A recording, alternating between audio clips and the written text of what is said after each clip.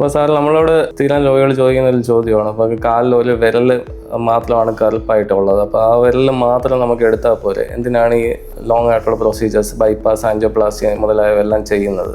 Doctor Jayesh ചോദിച്ചത് വളരെ പ്രധാനപ്പെട്ട ചോദ്യമാണ്. പലരും എൻ്റെയും ചോദിക്കാറുണ്ട്, ഇങ്ങനെ ഒരു കാലിൽ ചെറിയ കറുത്ത് വന്നു, അതങ്ങ് കട്ട് ചെയ്യാൻ തീർന്നില്ല എന്നുള്ളത്.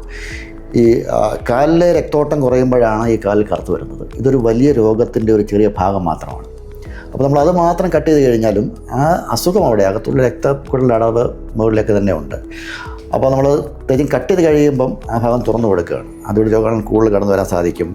ആ രോഗം മേപ്പോട്ട് കയറി വരും. നമ്മൾ കാണുന്ന നല്ല ശതമാനം 70-80% രോഗികൾ നമ്മൾ കാണുന്നതെന്ന് വെച്ച് കഴിഞ്ഞാൽ ഈ കട്ട് ചെയ്യുന്ന ആൾക്കാർ തന്നെ കുറച്ച് കഴിയുമ്പം അതിന് മുകളിൽ കട്ട് ചെയ്യും.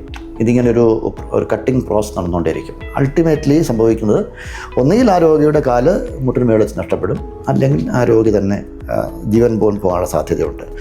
അപ്പോൾ അതുകൊണ്ട് ഏതെങ്കിലും രോഗിയുടെ വിരൽ കറുത്ത് വരികയാണെങ്കിൽ നമ്മളത് മുറിച്ചു മാറ്റാനല്ല ശ്രമിക്കേണ്ടത്. അവിടെ ഒരു പ്രൈമറി പ്രശ്നം ഉണ്ടാകും.